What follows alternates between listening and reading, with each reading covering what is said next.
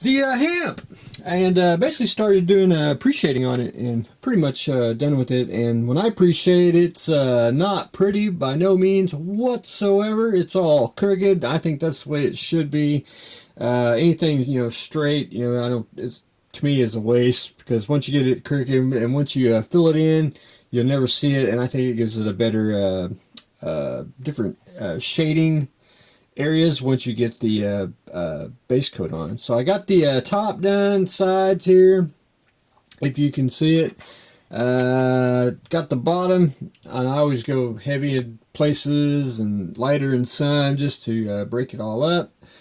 Went in and painted the wheels while I'm at it, which they're supposed to be black, and the black cowling as well. I got most of the propeller painted, and I just got to go back in and finish it off, because that's where I was holding it, if you can see that. And then we'll let this dry so I can basically mask off the nose and then put the base coat on, which is it's kind of a gray-green, so we'll go with that. And I'll do it real light, so it has a little green tint to it, but it looks, I want to say tan, kind of, but anyway.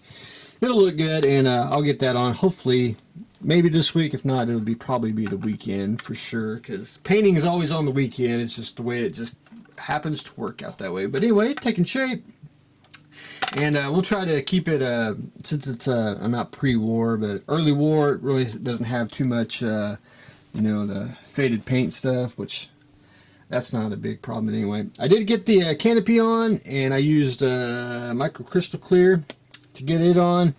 I did put a wash in the cockpit, which you're not going to see a whole lot, all the shadows and everything. Shot a little bit of primer on it just to I want to say seal the tape, and then pre-shaded everything, continued on. But anyway, that's where I stand on that.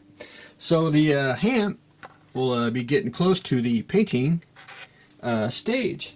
The petty car, I didn't do a whole lot.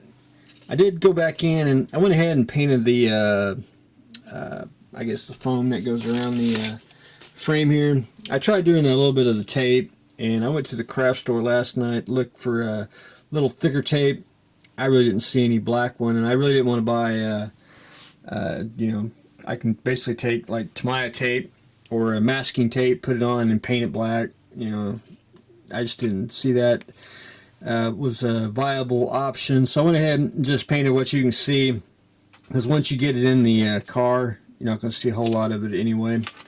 So that's best I can do on it. I'm going to still take some stiffy and put on the seat cover, and then I got to basically put a clear coat on, and I'll be pretty much done with the inside. Be a little few little other little things we'll add, but we'll jump that bridge when we get there. But on the car body, I went ahead and took some styrene strip here and filled in the door handles, because it's basically got a piece of metal that's I don't want to say riveted on there, and the back here got the little tail, and I just took two pieces of strip, glued them at an angle, because that's the way it's supposed to be.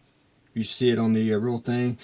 Once it's on there, I got to put some more glue to get it really flush, and then do just a quick little sanding. But that's pretty darn close to what the car looks like, so very happy with that. And while that dries, I haven't done nothing with the motor, and I basically went in with the airbrush after I had to clean it, which I want to have to clean it one more time because it's just not spitting out right. I basically want to try to get the undercarriage painted here on the inside, and then finish painting the bottom. But when I built the bottom, I basically used the GTX exhaust, and this is why I always do the videos, and I want everyone to, if you see something wrong or needs to be fixed, people tell me so we can fix it. On the petty car, it's actually got a Y exhaust, so that was an easy fix. All I did was take out the exhaust, and I just chopped it, the exhaust back here, and made it into the Y, and I'm pretty darn close to where it should be. And then once you get the motor in, I know it should be this way. Once you get the motor in, I'll trim off the rest of the exhaust here, and I'll finish gluing it on to where it should connect to the Y here.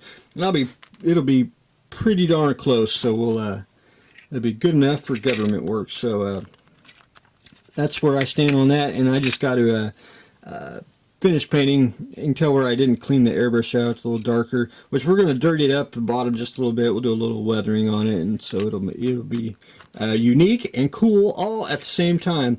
I was trying to get the rims off the tires here, and I can't get my arthritic fingers to get them off to save my life. So we're going to leave them on. We're going to take big old fat Tamiya tape right there, and we're going to start taping it off. And I just taped it on, took my fingernail, scored it, and then took a knife and popped off the circle, and then we can shoot some darker blue in the rim there, and we'll be ready to rock and roll on those. So I'll do them each day, so it's not don't have to tape them all at one time, and then we can paint them on a Saturday. Anyway, that's where I stand on the petty car, and this is my pliers that I take off the lids when they're stuck on there.